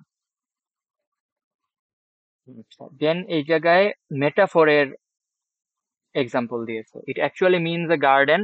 আচ্ছা, read the excerpt, nor sit in learning's bower. So it actually means a garden where a child can learn happily. আমরা যেটা বললাম লার্নিংস bower শিক্ষাঙ্গন বা একটা গাছের নিচ বা একটা বাগান যেখানে একটা বাচ্চা খুব হ্যাপিলি শিখতে পারে। This type of expression is called metaphor. অর্থাৎ বলা হচ্ছে লার্নিং বোয়ার, বাট বোঝানো হচ্ছে স্কুল। So learning boardটা is compared to a school, and that's why it's a metaphor. অর্থাৎ ডিরেক্টলি স্কুল ওয়ার্ডটা উচ্চারণ না করে বা লাইক লার্নিং বোর্ড না বলে ডিরেক্টলি বলতেছে যে সে লার্নিং বোর্ডে গিয়ে শিখতেছে। অর্থাৎ লার্নিং বোর্ডটা ইমপ্লাইড অর্থ দিতেছে যে ওইটা হচ্ছে শিক্ষাঙ্গন বা ওইখানে পড়ালেখা করা হয়। A metaphor is a comparison of one thing to another without the use of like or as. So learnings বোর্ডকে যে স্কুল বলা হয়েছে ওই জায়গায় কোনো লাইক অ্যাজ নাই, ডিরেক্টলি বলা হয়েছে। Find a couple of other metaphors from the poem. কবিতার মধ্যে আরো অনেকগুলো মেটাফর আছে। এই যে for example, how shall the summer and fruits appear, এই যে how can the bird that is born for joy sit in a cage and sing. তো এখানে বলা হচ্ছে বার্ডের কথা, বাট মিন করা হচ্ছে চাইল্ডের কথা। তো sit in a cage and sing, এখানে কেজটা বলতে আসলে বলা হচ্ছে কেজ, বাট বোঝানো হচ্ছে স্কুল। সিং বলতে ওয়ার্ডটা সিং মানে গান গাওয়া, বাট এক্সপ্রেস করা হচ্ছে যে চিলড্রেনের ন্যাচারাল এক্সপ্রেশন, অর্থাৎ বাচ্চা কিভাবে এনজয় করবে। How can a child when fears an but droop his tender wing. So tender wing বলতে মূলত তার হাতকে বোঝানো হচ্ছে, বা তার বডির মানে মূলত তার আর্মসকে বোঝানো হচ্ছে যে সে কিভাবে সোজা হয়ে বসে থাকবে, তার হাত নেতিয়ে না ফেলে। তো উইং একটা মেটাফোর এখানে। দেন কেজ মেটাফোর, আরো প্রচুর মেটাফোর আছে। এই যে পাখির সাথে তুলনা করে যত কথা বলা হয়েছে সবগুলাই আসলে মেটাফোরিক্যালি বলা হয়েছে। What is the meaning of the following ওয়ার্ডস? হান্টসম্যান অর্থ শিকারী, ডিজমে অর্থ ডিস্ট্রেস বা পেইনফুল একটা সিচুয়েশন, ড্রেরি অর্থ বোরিং ডাল সিচুয়েশন, অ্যানয় মানে বিরক্ত করা, ব্লাস্ট মানে হচ্ছে উইন্টারের ব্লাস্ট অর্থাৎ ঝাপটা টাইপ অর্থ, তাও আমরা দেখে নেই। ডিস্ট্রাকটিভ ওয়েভ, সো একটা destructive wave of highly compressed air spreading outwards from an explosion. অর্থাৎ হঠাৎ করে যখন প্রচুর পরিমাণে বাতাস কোনো একটা জায়গা থেকে আটকে ছিল সেখান থেকে হঠাৎ করে বাতাস বের হচ্ছে, তো সেটা হচ্ছে ব্লাস্ট। অর্থাৎ বলে না যে বম ব্লাস্ট করছে, তো ওই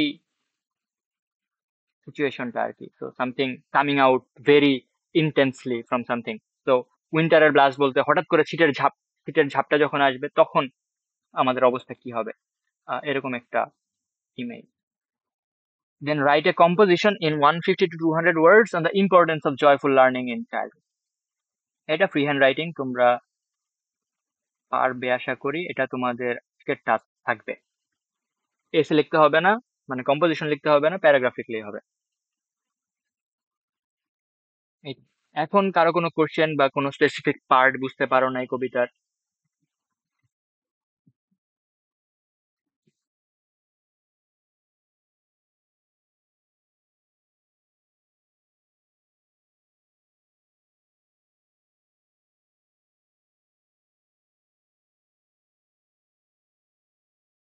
আচ্ছা, প্যারাগ্রাফের জন্য এবং 5 নম্বরের কোশ্চেনের জন্য তোমাদের স্পেস লিমিটেড থাকবে, নর্মালি থাকে আর কি। তো 5 মার্কের কোশ্চেনের জন্য খুব বেশি জায়গা থাকে না, 5 সেন্টেন্সও হার্ডলি লেখা যায়, হাফ পেজের মতো জায়গা থাকে মানে মেইন অ্যাডমিশন টেস্টের খাতায়। সো হাফ পেজের মধ্যে তোমরা একটু ছোট ছোট করে লিখলে 5 সেন্টেন্স লিখতে পারবা, আর বলবেও হয়তো 5টা সেন্টেন্স লেখো। তো 5 মার্কের জন্য 5টা সেন্টেন্স। তো ওই 5 সেন্টেন্সের মধ্যে ট্রাই করবা সবগুলা সেন্টেন্স যাতে টু দা পয়েন্ট হয়, অর্থাৎ ইন্ট্রোডাক্টরি ভূমিকামূলক কোনো সেন্টেন্সের দরকার নাই। প্রথম লাইনে সরাসরি আনসারটা দিবা, এরপরের লাইনগুলোতে এক্সপ্লেন করবা, লাস্ট লাইনে গিয়ে সামারাইজ করবা। আর প্যারাগ্রাফের জন্য 1 পৃষ্ঠা জায়গা থাকবে। তো 1 পৃষ্ঠায় 8 থেকে 10টা লাইন সর্বোচ্চ। 10 মার্কের জন্য 5 লাইন মানে 5 সেন্টেন্স, 10 মার্কের জন্য 8 থেকে 10টা সেন্টেন্স লিখলেই হবে প্যারাগ্রাফে।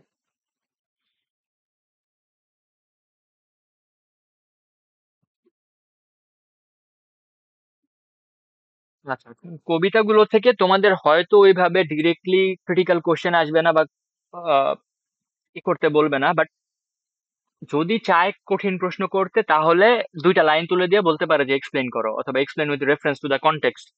তখন তোমাদের যেটা করতে হবে, প্রথমত কবিতাটা কোন কবিতা, মানে লাইন দুটো কোন কবিতা থেকে দেয়া হয়েছে সেটা আইডেন্টিফাই করতে হবে, এবং সেই লাইন দুটো কি মিন করতেছে সেটা বলতে হবে। যদি তোমরা কবিতাগুলো পড়ো একবার বা দুইবার, যদি ভালো করে পড়া থাকে তাহলে তোমরা ইজিলি আইডেন্টিফাই করতে পারবা। ফর এক্সাম্পল, যদি এখান থেকে এই 4 লাইন তুলে দেয়, আহ, যে how can the bird that is born for joy sit in a cage and sing, অথবা এই 2 লাইনে তুলে দিল, তোমরা ইজিলি তো আইডেন্টিফাই করতে পারবা যে এটা কোন কবিতা থেকে দেওয়া হয়েছে। সিম্পলি এভাবে লিখবা যে the following the given lines the given lines have been taken from the poem, কোন কবিতা, the school boy by William Blake. যদি নিজের জ্ঞান জাহির করতে চাও তাহলে 1757 থেকে 1857, 100 বছর বাচ্চা এই লোক। তো 1857, পলাশির যুদ্ধ থেকে সিপাহী বিপ্লব, school boy by William Blake. And it, তো অ্যান্ড দিয়ে সাথে সাথে আবার বলে দিবা যে এই লাইনটা কি সাজেস্ট করে এক লাইনে। যেমন কোন লাইন ছিলাম, how can the bird that is born for joy sit in a cage and sing, and it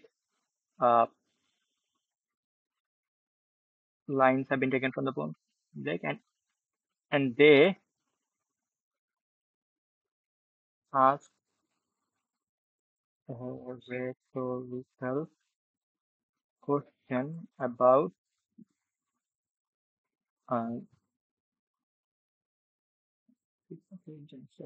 the uh, normal joyful behavior of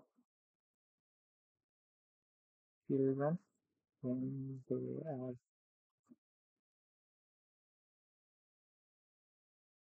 children being hindered in a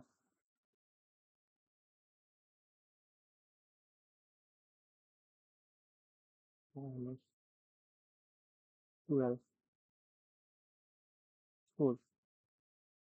চেষ্টা করবা যে এক লাইনের মধ্যেই সোর্স এন্ড কনটেক্সট অথবা main মেসেজটা নিয়ে আসার।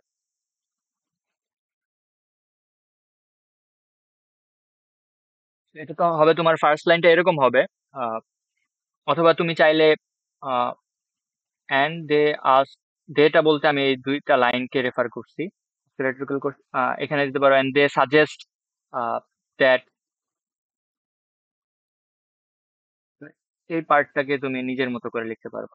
দে suggest that a child cannot express his childlike behavior when he is stuck in a very cruel situation, or when he is in a joyless school.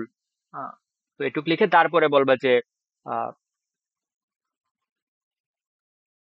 as a bird, we know that a bird's natural behavior is to fly and sing outside in the nature, but when a bird is caged inside a cage, it cannot uh, behave like a bird and sing joyfully. Similarly, a child is bound to be, a child is supposed to roam around and enjoy itself, uh, but when a child is brought under intense pressure and under intense cruel, uh, কি বলে এটাকে, administration in a school, the child loses its natural aura, and its beauty is disturbed. তো খুব সুন্দর করে শেষ হয়ে গেল যে চাইল্ড মানে এই লাইনের মধ্যে বলা হয়েছে বার্ডের কথা, so তুমি বার্ডের কথা আনলা, দেন এই লাইনটা আসলে কি মিন করতেছে সেটা আনলা, দেন দুইটার মধ্যে যে মিল আছে সেটা বুঝাই দিলা, তোমার এক্সপ্লেনেশন শেষ হয়ে গেল।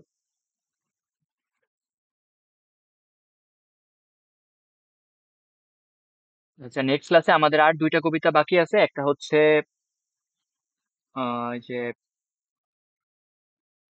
লাস্ট চ্যাপ্টারের যে কবিতা, বেঙ্গলস ফেস, মূলত বাংলার মুখ আমি দেখিয়েছি এটার ট্রান্সলেশন। আর একটা হচ্ছে ক্রুয়েলটিজ অফ কনফ্লিক্ট, এখানে একটা কবিতা আছে। আমরা এই দুইটা কবিতা নেক্সট ক্লাসে শিখবো। দেন পরবর্তী ক্লাসগুলোতে আমরা জাস্ট চ্যাপ্টার গুলো থেকে ইম্পর্টেন্ট অংশগুলো আহ, পড়ে সেখান থেকে আসার মতো বিষয়গুলো ডিসকাস করব। আর কারো কোনো প্রশ্ন?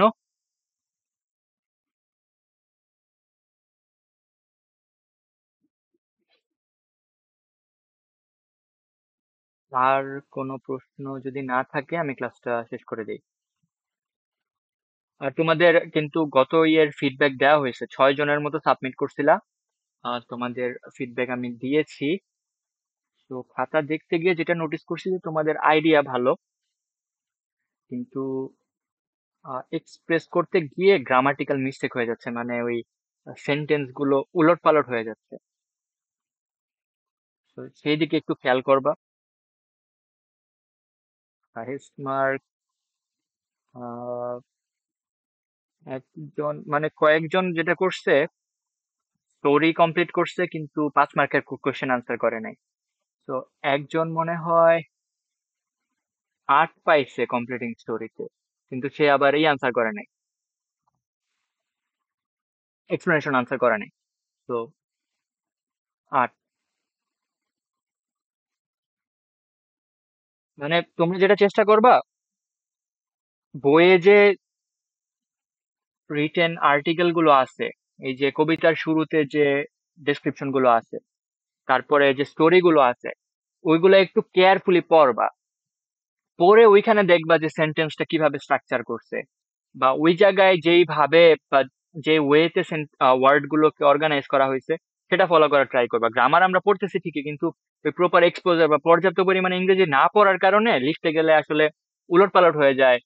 পাস্ট করতে গিয়ে আমরা ভার্বকে পাস না করে তার আগে ওয়াজ নিয়ে চলে আসি, ওয়াজ আনলে তো সেটা কন্টিনিউয়াস হয়ে যাবে, তাই না? তো এরকম ছোটখাটো মিস্টেক হয়ে যায়, আর এই মিস্টেক গুলো আবার টিচারদের চোখে খুবই পড়ে। তো এগুলো অ্যাভয়েড করার ট্রাই করবা। গ্রামারের যে রুল গুলা পড়তেছো সেগুলো যাতে তোমার লেখার মধ্যে অ্যাপ্লাইড হয় সেটা ট্রাই করবা। এন্ড ওই যে আছে না পিন পয়েন্ট এরর, সো ওইটার নিজের লেখায় অ্যাপ্লাই করবা। লেখার পরে নিজের লেখায় ভুল খোঁজার চেষ্টা করবা সেন্টেন্স বাই সেন্টেন্স। দেন আরেকটা কমন মিস্টেক যেটা হয় সেটা হচ্ছে, গত ক্লাসেও বলছি, যে তোমার সাবজেক্ট কোনটা সেটা অনেক সময় খেই হারিয়ে ফেলো তোমরা, বা আমার ক্ষেত্রেও হয় যে সাবজেক্ট প্লুরাল না সিঙ্গুলার সেটা ভুলে যাই, এন্ড দিয়ে তিন চারটা যুক্ত করছি, লাস্টে গিয়ে লিখে যে রিয়েলাইজেস, যেটা হওয়ার কথা রিয়েলাইজ। তো সাবজেক্ট কোনটা, সাবজেক্ট সিঙ্গুলার না প্লুরাল সেটা মাথায় রেখে ভার্বটা দিবা, এস বা ইয়েস যুক্ত করবা। দেন একটা ভার্বকে পাস্ট কিভাবে করতে হয় সেটা একটু নোটিস করবা, যেরকম ডু এর পাস্ট হবে ডিড, ওয়াজ ডু হবে না। আহ, তারপরে ন্যারেশন করতে গেলে অনেক সময় মিস্টেক হয়ে যাচ্ছে, যে স্টোরি রাইটিং এর ক্ষেত্রে অনেকে ন্যারেট করছে অনেক কিছু, যে আহ রাব্বি বা কাউসার আমি নাম দিছিলাম, তো সে কি বলতেছিল নিজেকে, তো হি ওয়াজ থিঙ্কিং টু হিমসেলফ দিয়ে কোটেশন মার্কের ভিতরে রাখলে তুমি তার ফার্স্ট পার্সন থিঙ্কিংটা রাখতে পারো। বাট তুমি যদি ওটাকে কোটেশন ছাড়া লিখতে যাও তখন তোমার দ্যাট দিয়ে ন্যারেট করতে হবে কিন্তু, তো তখন ওই ন্যারেশনের রুল চলে আসবে ওই জায়গায়। তো এই বিষয়গুলো মাথায় রাখবা। আর এই তো, আর দেখবা যে একটা সেন্টেন্সের মধ্যে ভার্ব আছে কিনা, মানে লেখার পরে দেখবা যে সাবজেক্ট ভার্ব অবজেক্ট বা কমপ্লিমেন্ট আছে কিনা। ফ্রি হ্যান্ড রাইটিং করতে গেলে অনেক সময় এগুলা মিস হয়ে যায়, তো রিভিশন টাইমে ওগুলো একটু দেখে অ্যাড করে নিবা, তাহলে আর সমস্যা হবে না।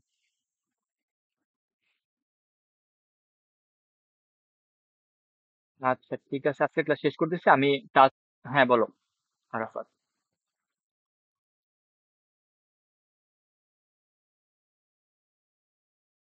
স্ট্যান্ডার্ড প্যারাগ্রাফের,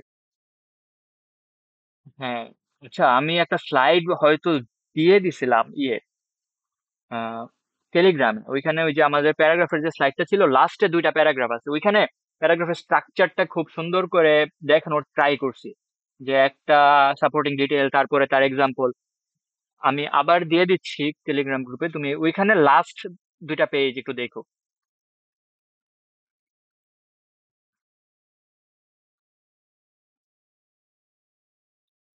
ওকে, আমি টাস্ক দিয়ে দিচ্ছি, as soon as possible complete করো, নেক্সট ক্লাসে দেখা হচ্ছে। আল্লাহ হাফেজ।